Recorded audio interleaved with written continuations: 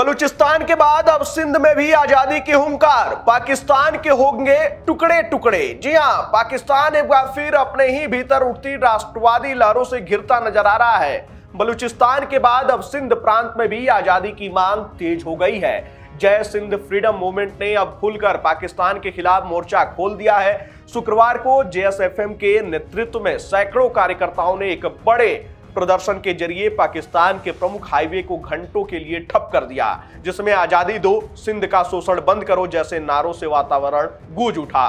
बलूचिस्तान की तरह ही अब सिंध में भी लोग अपने संसाधनों, संस्कृति और पहचान के संरक्षण की मांग को लेकर खड़े हो गए हैं। JSFM का यह प्रदर्शन केवल एक रोड ब्लॉक नहीं था, बल्कि यह एक स्पष्ट राजनीतिक संदेश था। सिंध अब पाकिस्तान का हिस्सा नहीं रहना चाहता।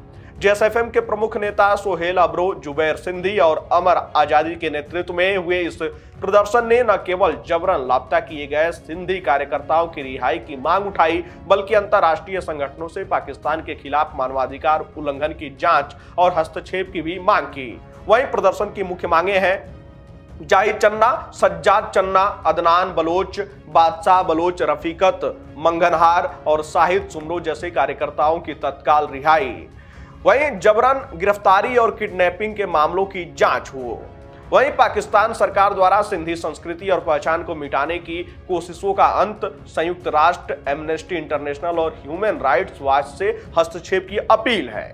वहीं जेल में कैदी सिंधी कार्यकर्ताओं के साथ मानवीय व्यवहार और सुविधा प्रदर्शनकारियों ने हैदराबाद जेल के अधिकारियों को चेतावनी दी कि अगर कैदियों के साथ दुर्व्यवहार और यातनाएं बंद नहीं की गई तो आंदोलनकारी जेल के मुख्य गेट को बंद करने तक की कार्रवाई करेंगे। उन्होंने कहा कि सिंध के कार्यकर्ता लोकतांत्रिक और शांतिपूर्ण आंदोलन कर रहे हैं, लेकिन सरकार की दमनकारी नीतियों ने उन्हें इस संघर्ष के लिए मजबूर कर दिया है। वहीं JSFM और अन्य मानवाधिकार संगठनों का आरोप है कि पाकिस्तान सरकार सिंधी लोगों की राजनीतिक आकांक्षाओं, भाषा, संस्कृति और धर्म को दबा रही है। अमेरिकी विदेश विभाग की 2022 की रिपोर्ट में भी सिंधी में गैर न्यायिक हत्याओं, अपहरणों और लाशों की बरामदगी जैसे गंभीर उल्लंघनों का जिक्र किया गया था। 2024 में सोहेल अब्रो ने हिंदू लड़की प्रिया कुमारी के लापता होने और जबरन धर्मांतरण की घटनाओं को उजागर किया था, जो दर्शाता है कि सिंध में धार्मिक अल्पसंख्यकों पर भी जबरदस्त दबाव और उत्पीड़न हो रहा है। यह घटनाक्रम से कुछ ही दिन पहले बलूचिस्तान ने खुद को पाकिस्तान से स्वतंत्र घोषित कर दिया था। सोशल मीडिया पर #रिपब्लिक बलूचिस्तान ट्रेंड कर रहा था और लोग वहां के संप्रभु झंडे और नक्शे तक शेयर कर रहे थे। यह सब पाकिस्तान के लिए आंतरिक विघटन के संकेत हैं, जो अब और ज्यादा स्पष्ट और मुखर होते जा रहा है। सिंध और बलूचिस्तान में उठते स्वतंत्रता आंदोलनों ने पाकिस्तान की संप्रभुता पर गंभीर सवाल खड़े कर दिए हैं। यह सिर्फ एक क्षेत्रीय असंतोष नहीं, बल्कि राज्य की नीतियों और सैन्य दमन के खिलाफ जनता की संगठित प्रतिक्रिया है। अगर यही हाल रहा तो आने वाले दिनों में पाकिस्तान को अपने नक्शे में भी बड़ा बदलाव देखने को मिल सकता है।